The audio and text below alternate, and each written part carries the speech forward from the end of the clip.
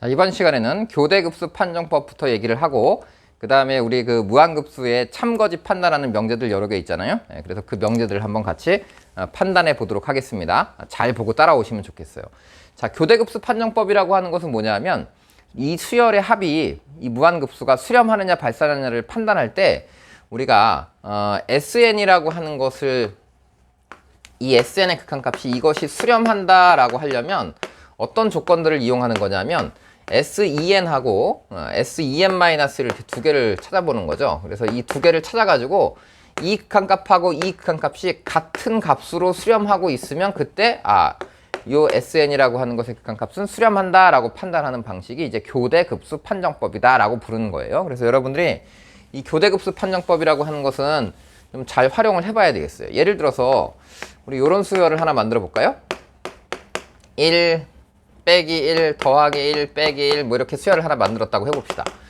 그래서 이런 수열을 만들어 놓고 이 수열의 전체 이 무한급수를 우리가 S라고 했을 때 이 SN이라고 하는 것의 극한값은 이거 뭐 수렴한다 라고 얘기할 수 있나요? 여러분 이건 딱 보자마자 파악할 수 있죠. 어떻게 파악할 수 있어요? 이거 1 나왔다 마이너스 1 나왔다 1 나왔다 마이너스 1 나오니까 처음에 하나만 있을 때는 1인데 하나 더 더하면 0이 되고 다시 1 됐다가 다시 0 되고 1 됐다가 0 되고 이렇게 파악할 수 있잖아요. 이거를 가끔 이제 이렇게 파악하는 친구들이 있거든요. 이 전체를 그냥 S라는 값이라고 한다면 S가 1 빼기 1 더하기 1 빼기 1 더하기 1 뭐 이렇게 생각을 했단 말이야. 근데 여기서 내가 만약에 1-S라는 걸 한번 만들어 보자 라고 했어. 그럼 1-S를 만들면 1에서 다시 이 S를 빼는 거거든요. 그래서 이걸 빼보면 다시 여기다 마이너스 붙이면은 여기가 마이너스 1, 그 다음 플러스 1, 마이너스 1 이게 그대로 반복이 될 테니까 그러면 1-S가 다시 뭐가 돼버렸어? 다시 S가 됐네 라고 이렇게 파악해. 그러면 넘겨보면 2S가 1이잖아요. 그래서 S는 그럼 2분의 1도 수렴하는 거 아닌가? 라고 얘기할 수 있을지도 몰라요. 그렇죠. 이런 것도 여러분 한 번쯤 본 적 있겠죠.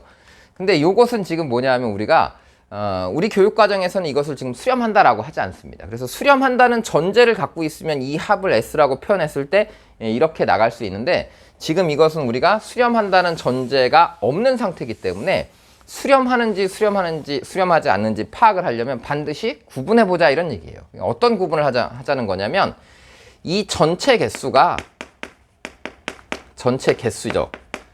이 개수가 홀수냐 아니면 짝수냐 이걸 가지고 나눠보는 거죠. 그래서 SEN-1이라고 하는 걸 만들어보고 SEN이라고 하는 걸 따로따로 만들어보는 겁니다. 그래서 전체 개수가 짝수면 당연히 두 개씩 이렇게 있으니까 항상 합은 0이 나오겠죠. 그 다음에 홀수는 뒤에부터 두 개씩 지우면 여기 맨 앞에 하나가 남으니까 반드시 1이라고 표현이 된다 이런 얘기고 이 둘이 같아야지만 우리는 수렴한다 라고 얘기하겠다 이런 얘기예요. 그래서 여러분들이 이제 이와 관련된 문제는 문제로는 많이 봤습니다. 모든 문제집에 다 들어있고 교과서에 다 소개는 되어 있거든요. 단 이름을 교대급수 판정이라는 이름을 쓰지 않을 뿐이죠. 그러니까 만약에 내가 수열을 하나 만들었는데 1 빼기 2분의 1 더하기 2분의 1 빼기 3분의 1 더하기 3분의 1 빼기 4분의 1 뭐 이렇게 막 나열했어. 그럼 이런 수열을 보면 여러분들이 당연히 수렴한다 발산한다를 판단할 수 있죠. 근데 그걸 판단할 때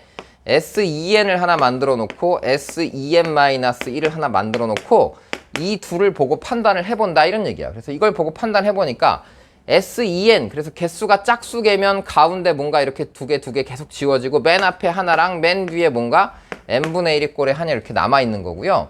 전체 개수가 홀수개면 뒤에부터 두 개씩 계속 똑같은 게 지워져서 맨 앞에 1만 남는다라는 건데 n이 무한대로 커지면 이게 0으로 갈 테니까 둘 다 1로 가는 거잖아요. 그래서 이때는 같은 값이 나오니까 이 전체 수열은 1로 수렴한다라고 판단을 하는 게 바로 교대급수 판정법입니다. 자, 그 다음에 만약에 이걸 내가 이렇게 바꿨어. 1-2분의 1인데 플러스 2분의 1을 써놓고 그 뒤에다가 3분의 1이 아니라 3분의 2로 바꿔볼게요. 뭐 이런 형태로 수열을 써보겠다라는 얘기야. 그래서 이렇게 수열을 써보면 이때는 똑같이 SEN이랑 SEN-를 내가 이렇게 한번 만들어 보는 거죠. 만들어 놓고 보니까 SEN이라고 하는 것은 쭉 가운데 두 개 이렇게 두 개씩 쭉 지우고 나면 맨 앞에 1 하나랑 맨 뒤에 하나가 남는데 이 맨 뒤에 남는 하나가 분자와 분모의 차이가 1 형태거든요. 그래서 n 플러스 1분의 n의 꼴이 이렇게 남게 되는 거고, 전체 개수가 홀수계라면 두 개씩 지워서 맨 앞에 하나만 남겠죠. 그러니까 이것은 요게 0으로 가게 돼 있거든요. 그래서 0 나왔다 1 나왔다 0 나왔다 1 나왔다가 반복되는 형태가 될 테니까 이것은 수렴하지 않고 진동하는 형태의 발산이다 라고 여러분들이 이제 파악을 하는 거예요. 그래서 지금은 이제 이런 상태로 파악을 해본다 라는 거고, 이런 예들이 굉장히 중요한 예가 됩니다. 그래서 여러분들 뒤에서 이제 하나하나 이제 OX를 풀어볼 텐데요. 이 OX를 풀 때 가장 기초가 되는 것이니까 여러분들이 좀 잘 기억을 했으면 좋겠습니다. 자, 요 문제부터 해보겠습니다. 자, 첫 번째 문제. 시그마 n이 1부터 무한대까지 n 플러스 10분의 3에는 수렴하냐라고 질문했거든요. 근데 요것은 이제 안에 있는 요 일반항을 보니까 일반항 하나가 계속 3, 3, 3, 3, 3 이렇게 무한대로 가면 3으로 가지 않겠습니까? 그러니까 일반항이 0으로 가지 않는 이 수열들은 당연히 수렴하지 않죠. 그러니까 일반항이 3으로 가고 있는 수열은 다 더하면 결국 무한대로 커진다라는 형태거든요. 그래서 이것은 당연히 틀렸다라고 파악하셔야 되고, 그 다음에 또 다음 거 보면요. 이런 형태, 이거 뭐 엄청 많이 나오는 거죠. 그래서 마찬가지로 이 괄호의 수열을 다 더했더니 5로 수렴했다라는 얘기는 이 괄호가 어디로 가야 된다? 0으로 가야 된다. 다시 시그마 했는데 이 AN들을 다 더했는데 수렴한다면 이 알맹이 AN은 결국 0으로 가야 된다라는 얘기니까 이 값이 5로 수렴하고 있으니까 AN이라고 하는 값은 결국 몇으로 가야 된다? 마이너스 5로 수렴해야 된다라고 하는 이 명제가 참이 되는 겁니다. 그래서 여기를 여러분들이 마이너스 5로 고쳐야지 참이 된다 라고 파악하시면 되겠고요. 지금 앞부분에서는 이런 부분이 이제 제일 중요한 핵심 내용이다 라고 생각하시면 되고요. 그래서 여러분들이 요 벤 다이어그램을 꼭 머릿속에 기억하고 있어야 된다 라고 말씀드렸던 거죠. 그리고 이제 아주 가끔 보면은 뭐 이런 얘기도 이제 나올 수 있습니다. 어떤 거냐면 38번, 39번, 40번 이렇게 두 개 문제가 있는데, 이걸 여러분들이 등비 수열하고 좀 헷갈리면 안 돼요. 그러니까 등비급수다라는 말이 있으면, 자 뭐라고요? 등비급수. 등비급수라는 말이 있느냐 없느냐가 굉장히 중요한 겁니다. 그래서 등비급수라고 하는 것은 등비수열의 합이니까 이 등비급수는 공비의 범위를 가지고 따지는 거거든요. 그래서 이게 1하고 마이너스 1 사이에 있으면 이 등비급수는 반드시 수렴하는 거고, 1하고 마이너스 1 사이에 있지 않으면 이 등비급수는 발산하게 되어 있다는 사실을 여러분들이 알고 계시잖아요. 그래서 하나의 상수를 무한번 곱하는데 이 공비가 r이라는 숫자가 1하고 마이너스 1 사이에 있다면 그 하나의 숫자의 무한대의 곱은 반드시 어디로 가게 돼 있다?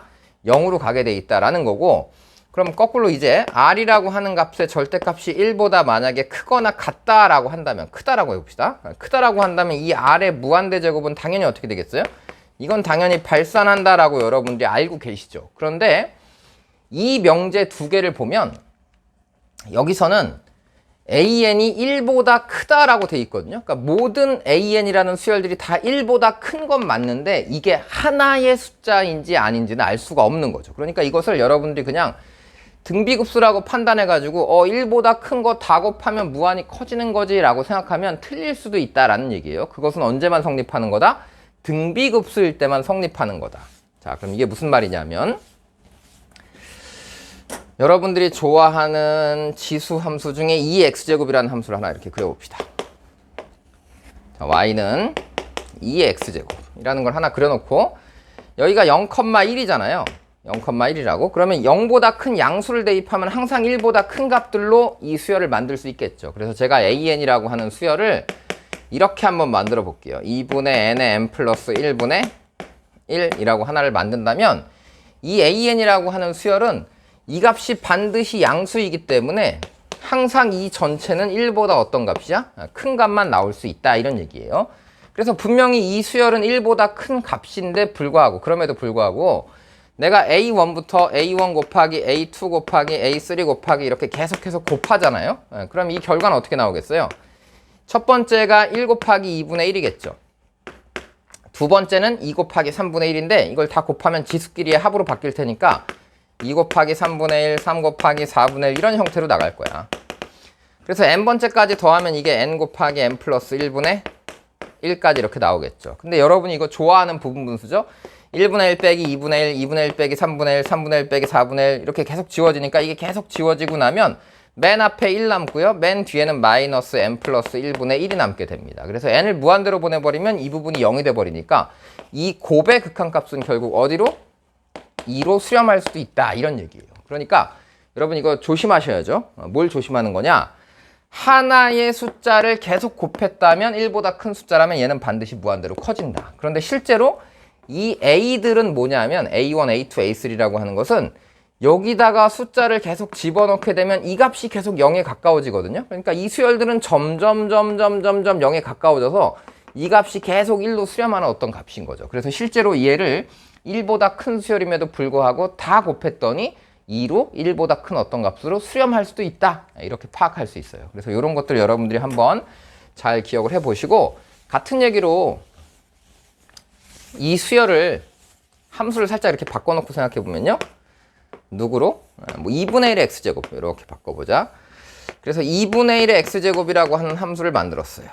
그래서 이렇게 만들어 놓고 보면 여기 똑같이 0,1입니다. 그런데 양수인 어떤 값을 대입하면 반드시 뭘로 나오겠어요? 1보다 작은 값으로 나오겠죠. 그래서 an이라고 하는 수열을 이번에는 어떻게 만들 거냐면 2분의 1의 n 곱하기 n 플러스 1분의 1이다 라고 이렇게 만들어 놓잖아요. 그럼 이 값은 반드시 양수로 나올 테니까 2분의 1의 양수제곱은 반드시 1보다 작다 이런 얘기야. 근데 이것을 연속해서 계속 곱해보면 a1 곱하기 a2 곱하기 a3 곱하기 이렇게 연속해서 계속 곱하면 이것은 2분의 1에 1 곱하기 2분의 1 더하기 2 곱하기 3분의 1 더하기 땡땡땡 이렇게 나갈 테니까 일단 n번째까지만 곱해놓은 다음에 n을 무한대로 보내면 되겠죠. 그래서 이걸 n번째까지만 곱하면 역시 2분의 1에 1, 이거 다 계산하면 어떻게 나와요? 1 마이너스 n 플러스 1분의 1 나오겠죠. 그래서 이게 n이 무한대로 가면 이게 0이니까 결국 이것의 곱은 2분의 1로 수렴한다 라고 파악이 된다 이런 얘기입니다. 그런데 여러분들 다시 한번 어떻게 하자고요? 조심하셔야 되겠다. 수열의 정체를 정확하게 모르면 0하고 1 사이에 있다고 해서 다 곱해서 무조건 0으로 가는 건 아니다 이런 얘기고요.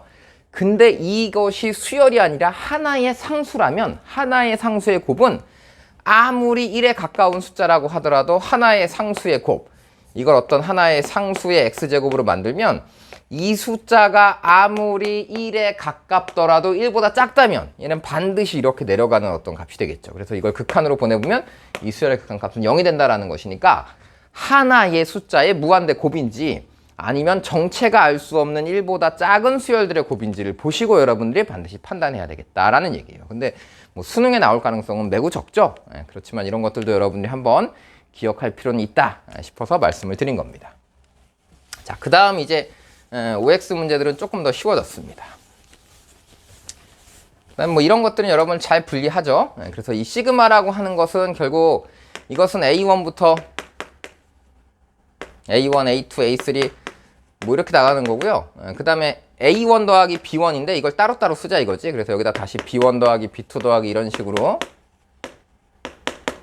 이렇게 따로따로 분리를 이걸 할 수 있는 거니까 당연히 이 시그마가 시그마 AN과 시그마 BN으로 분리된다라는 여러분들이 기본 성질을 알고 계시잖아요. 그래서 이 전체의 합이 수렴하고 이 BN이라고 AN이라고 하는 이 합도 수렴한다면 이 BN의 합은 당연히 어때야 되겠다? 수렴해야 되는 거죠. 그러니까 수렴 더하기 수렴해야 수렴할 수 있으니까 얘는 반드시 수렴할 수밖에 없다. 그래서 이런 거 참이 된다라는 것도 파악할 수 있습니다. 자, 그리고 이제 조심할 게 어떤 수열의 합이 수렴한다라고 하는 것은 이 AN의 합과 BN의 합이 둘 다 수렴한다 그랬으면 이 AN의 일반항은 당연히 어디로 간다고요? 0으로 가고 있는 거죠. 그러니까 AN도 일반항은 0으로 가고 있고 BN도 수열의 극한값은 0일 테니까 둘을 곱하면 당연히 0 곱하기 0의 형태니까 역시 곱도 0으로 간다. 참이 명제입니다. 자, 그 다음 이런 건 조심해야죠. 우리가 눈에 딱 보이지 않고 생각이 잘 들지 않으면 틀릴 수도 있어요. 그래서 어떤 생각이냐면 이 AN 곱하기 BN은 당연히 어때야 되겠다? AN 곱하기 BN의 곱은 0으로 수렴하고 있어야 된다라는 거겠죠? 왜냐하면 두 개를 곱한 수열의 합들이 수렴하는 거니까 두 개를 곱한 이 수열을 하나의 수열로 보자면 이건 0으로 수렴하고 있다라는 건데 그때 AN이 0으로 안 간대요. 그럼 이제 여러분들이 어떤 생각을 하냐면 이게 0으로 안 가니까 이게 무한대로 커지나 보다. 아니면 이게 어떤 상수가 나오나 보다 라고 생각을 한다면 거기다 당연히 0을 곱해야 0이 나오니까 B에는 0이니까 이거 참이다 라고 생각할 수 있는데요. 우리가 알고 있는 사실은 곱이 0으로 간다는 것만 알고 있는 거지 AN이 수렴하는지 발산하는지는 알 수가 없는 거예요. 그래서 아주 쉬운 발례로 이런 거 있잖아요. 1010 그 다음에 또 뭐? 0101. 그래서 AN이라고 하는 걸 이런 수열로 만들어 놓으면 AN이 수렴하지 않습니다. 그럼에도 불구하고 2를 곱하면 계속 수렴하게 만들 수 있겠죠. 그래서 이런 형태가 있기 때문에 이건 틀린 명제가 된다. 이런 것들도 한 번씩 잘 보시고 생각해 주시면 되겠습니다. 자, 그 다음에 이제 뭐 말도 안 되는 얘기가 나왔죠. AN에 다 더한 합이 다 더했대요. 그래서 합이 이게 알파로 수렴했어. 그럼 여기 다시 뭐가 있어? B1부터 B2가 이렇게 있어. 그래서 이 합은 뭘로 수렴했어? 베타로 수렴했어. 근데 이걸 전개하면 A1하고 B1의 곱들만 나옵니까? 이렇게 하나씩 곱해보면 말도 안 되는 거죠. 얘랑 얘 곱하고 그 다음 얘랑 얘 곱하고 그 다음 얘랑 얘 곱한 게 이 합이랑 같지 않잖아. 전개해보면. 그래서 이 둘은 같을 수가 없다 이런 얘기예요. 그래서 여러분들이 뭐 요거는 당연히 쉬운 얘기니까 이걸 전개했을 때 이 괄호 전체와 이 괄호 전체의 곱이 이 같은 항들끼리 같은 번호끼리의 곱이 되는 건 당연히 아니잖아, 그치? 그래서 이런 건 틀렸다라는 걸 금방 알 수 있고요. 또 이런 거는 뭐 등비수열 가지고 증명해봐도 쉽게 알 수 있습니다. 그래서 이런 건 틀렸다라고 파악하시면 되겠고요. 그 다음에 수열에서는 그냥 수열만 크다가 되면 여기 리미트를 붙이면 이 둘은 같다의 등호가 붙어야 되는 거거든요. 그런데 수열의 합에서는 같아질 수가 없죠. 왜냐하면 첫 번째 항이 A1보다 B1이 더 커. 그 다음 A2보다 B2가 더 어때? 커. 그래서 얘는 다 크다만 나오기 때문에 이걸 다 더해 가면 당연히 이 합보다 이 합이 당연히 어떻게 나와요? 크다만 등장합니다. 그래서 이것은 이제 같을 수가 없기 때문에 이 둘의 차이는 0 나올 수가 없어요. 그래서 이것은 크다가 되어 있는 이 값이 맞는 값이다 라고 여러분들이 생각하시면 되겠습니다. 또 뭐 이렇게 해봐도 좋을 것 같아요.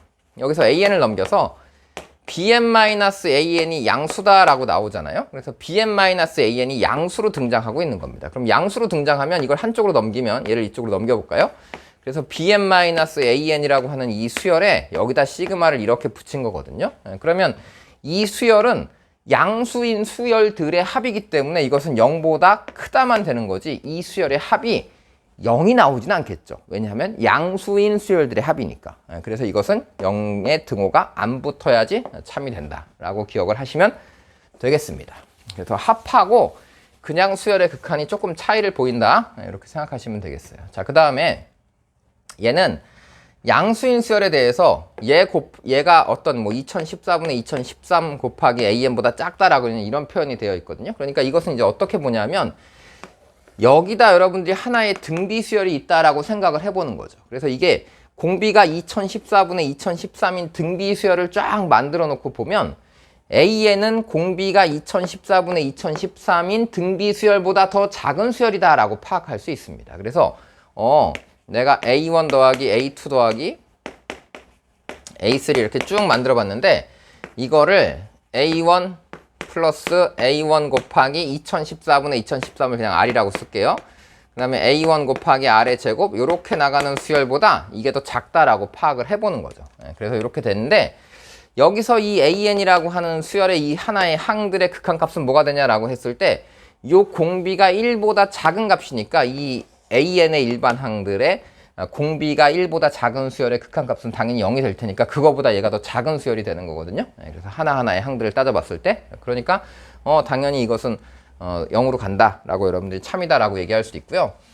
그 다음에 또 이걸 뭐 증명하는 다른 방법으로는 그냥 전부 다 이걸 나열해보는 방법도 있겠죠. 그래서 나열해서 여러분들이 풀어봐도 좋은데 그냥 어떤 등비 수열보다 작다라는 개념으로 보신다면 공비가 1보다 작은 등비 수열이니까 당연히 일반항은 0으로 수렴한다 라고 파악이 가능할 것 같아요. 자, 그 다음 이제 여기부터가 조금 어려워집니다. 좀 어렵죠. 그래서 여러분들이 이거 보시면 여기 지금 49번부터 한 6문제가 쭈르륵 나와 있는데 이걸 거의 대부분 다 맞다라고 생각하는 친구들이 있거든요. 근데 실제로 등비 수열일 때는 다 맞아요. 그런데 등비 수열이 아닐 때는 정확하게 여러분들이 조심해서 판단하셔야 됩니다. 자, 첫 번째, 그냥 수열을 다 더했는데 무한급수가 수렴하면 이 수열을 2n까지 더해라 라고 한다면 이건 뭐냐면 개수를 짝수개로 맞춰라 라는 얘기거든요. 그러니까 이것은 리미트 한 다음에 S2n이라고 보시면 되겠습니다. 그래서 S2n이라고 하는 것의 극한값하고 리미트하고 SN이라고 하는 것의 극한값이 이렇게 알파라고 수렴한다라고 한다면 SEN이나 SEN-1이나 다 어디로 간다? 알파로 간다 라고 파악할 수 있겠죠. 그러니까 이쪽으로 가는 건 당연히 되는 겁니다. 그런데 누가 안 돼? 이쪽으로 가는 것은 되는 건데 이 EN번째까지의 항이 알파가 나왔다고 해서 전체가 알파가 나온다라고 이렇게 얘기할 수는 없다, 이런 얘기입니다. 아까 우리가 예를 들어봤었죠? 어떤 예를 들었었죠? 1 빼기 2분의 1 더하기 2분의 1 빼기 3분의 2 더하기 3분의 2 빼기 4분의 3 더하기 땡땡땡, 이런 수열을 만들어 놓고 파악을 해봤더니 우리가 SEN이라고 하는 걸 만들고 SEN-1이라고 하는 걸 만들었더니 짝수 번째 한까지를 더하면 항상 얘는 뭐가 나온다? 중간에 두 개씩 지우고 나면 맨 앞에 1 남고 맨 뒤에 n 플러스 1분의 n의 꼴이 남기 때문에 요 값은 어디로 수렴한다? 0으로 수렴한다 라고 할 수 있는 거죠. 그러니까 짝수 번째 개수를 만들어 놓고 다 더해서 그걸 무한대로 보내봤더니 수렴한다 라고 해서 전체가 수렴한다 라고 할 수는 없다, 이런 얘기야. 왜냐하면 SN이라고 하는 이 전체의 리미트가 이게 수렴하려면 이것하고 이것이 같은 값으로 나와야 된다라는 거니까 이 부분만 수렴한다고 해서 전체가 수렴한다라고 할 수는 없겠죠. 자, 그 다음에 요 얘기가 요 얘기입니다. 그래서 1부터 2n번째까지를 다 더한 것이 수렴한다라고 해서 전체가 수렴한다라고 할 수는 없다. 그래서 이쪽으로 갈 수는 없다. 그래서 이건 틀렸다라는 거고요. 그 다음 명제는 짝수 번째 항들만 더해본 겁니다. 그래서 짝수 번째 항들만 더해서 수렴하면 전체가 수렴하니 라고 얘기했으니까 이것은 뭐 발례가 굉장히 쉽게 보이는 거죠. 어떤 거? 뭐 0, 1010이 있어. 뭐 이런 수열을 만들어 놓고 보면 짝수 번째 항들 다 더하면 어차피 0이니까 이거 수렴하거든요. 그렇다고 해서 전체가 수렴한다라고 할 수는 없잖아요. 그래서 이런 거 틀렸다는 것은 자명해 보이고요. 다음은 전체가 수렴하면 짝수 번째 항들만 더한 것도 수렴하냐라고 얘기했거든요. 그래서 아까 우리가 써놨던 이런 예를 또 한번 볼까요? 1 빼기 2분의 1 더하기 2분의 1 빼기 3분의 1 더하기 3분의 1 빼기 4분의 1 더하기 4분의 1 땡땡땡, 뭐 이런 수열을 만들어 봤습니다. 그래서 이런 수열들은 다 더하면 중간이 계속 지워지니까, 그리고 이 일반 항들이 0으로 가고 있으니까 수렴한다라고 파악할 수 있죠. 그래서 전체가 수렴하고 있는 수열임에도 불구하고 내가 여기 중간에 있는 이런 짝수 번째 항들만 쭉 더해, 아니면 여기 있는 이런 홀수 번째 항들만 그냥 쭉 더해 라고 한다면 이 수열은 수렴하지 않고 무한대로 발산하는 수열도 될 수 있다라는 좋은 반례니까요. 이런 것들도 여러분들이 한 번쯤 기억하시면 좋겠습니다. 자, 그 다음에 제곱해서 수렴하면 일반항이 수렴하냐라고 했는데 이것은 좋은 반례가 뭐가 있을까요? 아까 처음에 설명드렸던 n제곱분의 1하고 n분의 1 이런 거 있죠. 그래서 요것은 여러분들 수렴한다라고 했는데 요것은 어떻게 돼요? 발산하죠. 그러니까 제곱들을 다 더해서 수렴한다라고 해서 이게 수렴하냐라고 하면 이건 아닌 거야 라고 쉽게 이해할 수 있습니다. 자, 그 다음 반대의 경우 AK들의 합이 수렴한다고 해서 제곱들이 합에 수렴하냐라고 얘기해 본다면 요런 거를 뭐 살짝 이렇게 바꿔볼까요? 요런 걸 이렇게 루트를 씌워볼까요? 이렇게 루트를 씌워보면 요거를 루트 씌웠음에도 불구하고 두 개씩 다 지워버리면 맨 앞에 1, 맨 뒤에는 루트 n 플러스 1분의 1 이런 형태로 나오니까 1로 수렴하게 될 겁니다. 그런데 이거를 제곱해서 더하면 첫 번째 항이 1이 되고요. 두 번째 항이 2분의 1이 되고 다시 2분의 1이 되고 3분의 1이 되고 3분의 1이 되고 4분의 1이 되고 4분의 1이 되고 뭐 이렇게 나갈 테니까 당연히 수렴하지 않겠죠. 그래서 이런 것들도 다 틀린 명제가 되는 거니까 여러분들이 부분과 전체가 수렴한다라고 하는 것은 등비 수열일 때는 쉽게 파악이 되지만 등비 수열이 아닌 그냥 일반 무한급수에서는 잘 성립하지 않는 성질들이다라고 기억을 하셔야 되겠습니다. 그래서 이런 것들 보시고 이제 이 뒤에부터는 다 맞아요. 왜? 이름이 등비수열이니까 무한 등비수열은 다 뭐만 가지고 판단한다? 공비 R만 가지고 판단하는 거죠. 그래서 공비만 가지고 판단하는 거니까 수열에 일반항이 0으로 수렴한다는 것은 공비가 플러스 마이너스 1 사이에 있다는 거잖아요. 그러니까 당연히 무한등비급수 1-R분의 A의 이 형태잖아요. 그래서 이게 풀마 1 사이에 들어있으면 당연히 이런 값으로 수렴하게 되어 있다라는 성질을 우리가 알고 있기 때문에 이것은 당연히 이제 참이 되는 겁니다. 마찬가지로 무한등비급수가 수렴하려면 역시 공비가 플러스 마이너스 1 사이에 들어있어야 되겠죠. 그러면 역시 수열도 수렴한다라고 판단할 수 있습니다. 그래서 무한등비급수가 수렴하면 제곱, 공비가 플러스 마이너스 1 사이에 있으면 R 제곱도 플러스 마이너스 1 사이에 있죠. 그러니까 0하고 1 사이에 들어갈 테니까 당연히 참이 되고요. 마찬가지입니다. 한 칸 건너뛰어서 짝수들만 쭉 나열해도 공비가 역시 R제곱의 형태가 나오기 때문에 역시 수렴하고요. 그 다음에 이게 발산하면은 얘도 발산하냐? 그러니까 수열의 공비가 플러스 마이너스 1 사이에 들어있지 않으면 당연히 R을 제곱해도 플러스 마이너스 1 사이에 들어있지 않겠죠? 그래서 이런 것들은 다 참이 된다라고 여러분들이 파악할 수 있습니다. 뭐 이것도 마찬가지죠. 플러스 마이너스 1 사이에 있는 거 2개 곱하면 플러스 마이너스 1 사이에 들어있다. 자, 그 다음에 이건 뭐 어떻게 파악해 볼까요?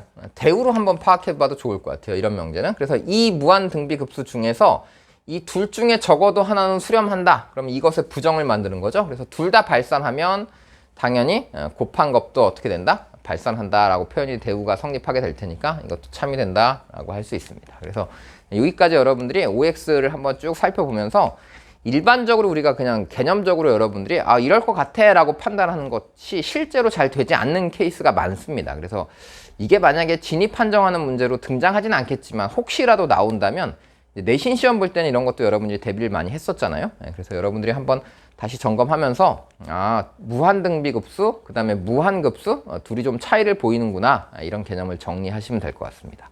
그래서 여기까지 일단 정리를 하고요. 다음 시간에 다음 영상에서는 이제 드디어 수능에 반드시 나오는 무한등비급수의 활용 문제, 도형 문제 우리가 어떻게 접근해 가야 할지 이제 드디어 본격적인 수능 대비 공부를 시작해 보도록 하겠습니다.